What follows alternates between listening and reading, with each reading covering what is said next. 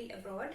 For those of you who don't know what this channel is about, in this channel I tell you about the procedure on how you can go out as a physiotherapist in abroad and how can you work there.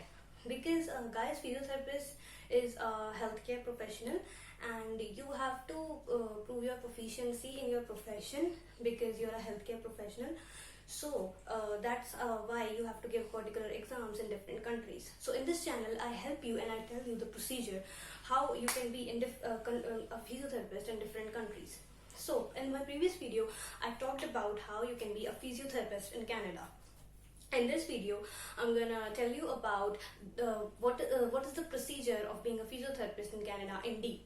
In this video I'm going to talk to you about the self-assessment tool, the English language requirements, and the physiotherapy education comparison in deep. Okay, so before that, just to give you a little bit of background, because I didn't give it in my previous video, I am also a final year physiotherapy student.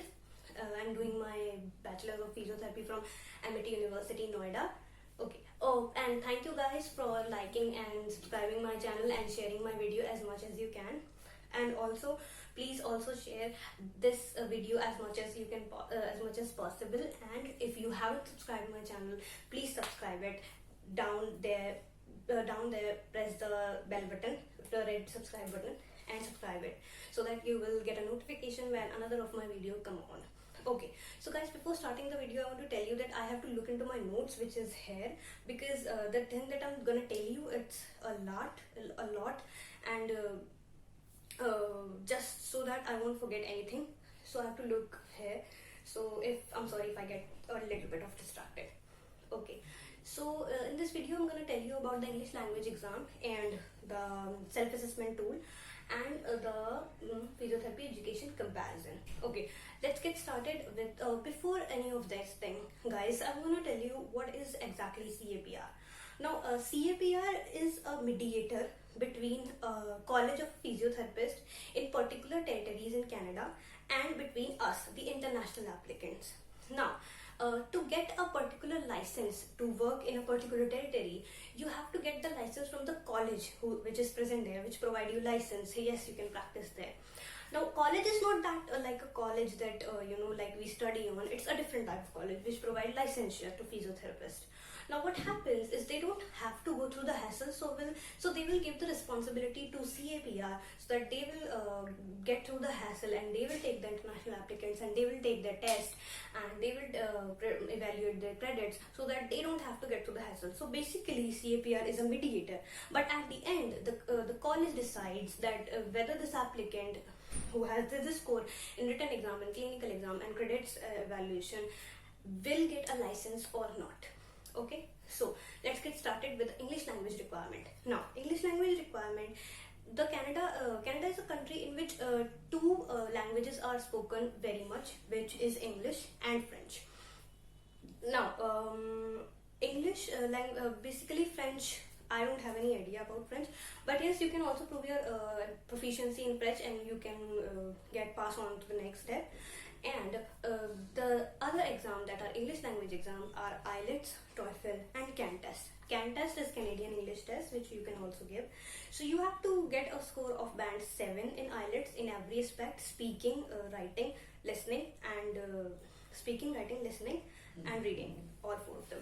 And in TOEFL you have to get the score of 21 in every aspect and an overall score of 92 in overall TOEFL score, so that you can get a pass on the English language requirement. And in Canadian test you have to get a score of 4 overall in every aspect. Okay, so you can prove your proficiency in English or French, whatever you want, because English and French both are spoken in Canada equally. But guys, the candidates from the international applicants from particular countries like Australia, France, New Zealand, Ireland, South Africa, UK and USA do not have to give the English language exam. Why? Because they are already from an English language country, so they already speak English and they are proficient in it, so they don't have to prove their proficiency in it. But the candidates from like Pakistan, other than these countries, Pakistan, India, Bulgaria, Philippines, they have to give the English language exam. Okay, so that's it for the English language. Now the second thing is, I'm going to tell you about the territories again. Quebec has a different procedure please check, guys, before doing anything, applying anything, please check the particular territory and their procedure that are also included in the CAPR website.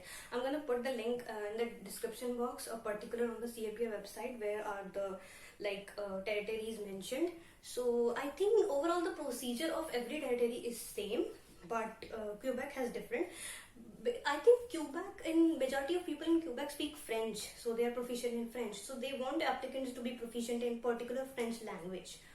So yeah, I think that's the difference. And also I don't think that there is any exam in Quebec that held for the physiotherapy licensure. Okay, so now the second part is self-assessment tool. Self-assessment readiness tool, that is START, that is also given on the CAPR website. Now what does you have to do before applying for anything? You have to go through this tool.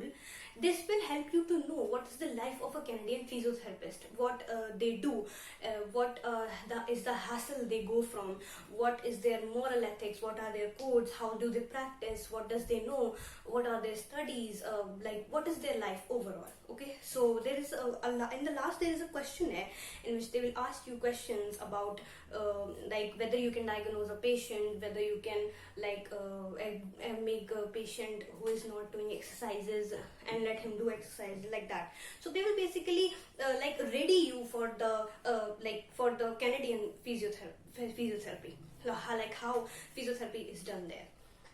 Okay, so after you do the START test, you can also go through the top source countries like column, in which you have a particular column, the physiotherapy education comparison.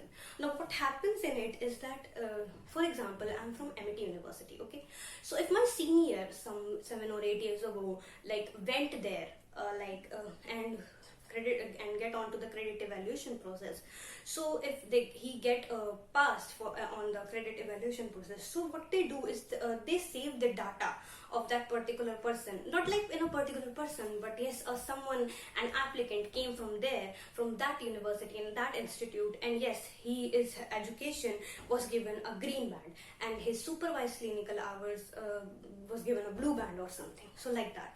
So this happens. Okay, so a green band is given when the education system, the education which you have got is nothing different than the other than the education in the Canadian education. But the amber band is given when not every year is sufficient enough education you have got to match from the Canadian education. The red band is given when education program is different. The blue band is given when the education is not considered. Okay, so that's what happened. So I checked for my university in my country. You have to first choose your country, India, and then you have to go to Amity, like you have which college you're from. There are many colleges which previously candidates would have filled the application. So yeah. So I checked out my Amity Institute of Physiotherapy. So the green band was given in the overall education, but the data for the supervised clinical hours was it's not sufficient enough to prove. So basically it is just to give you a bit of an idea about your institute and your education. But guys, courses and syllabus change every year, so don't just get confident that you'll get selected or all. But you should check it before before applying. This also help you in the application process. Now in my next video I will talk about the credential policies and the credential guide. I didn't talk about it in this video because this video will be more big on that front. So thank you, that's all for today, and thank you for liking my previous video, and please like this video and share and subscribe as much as possible.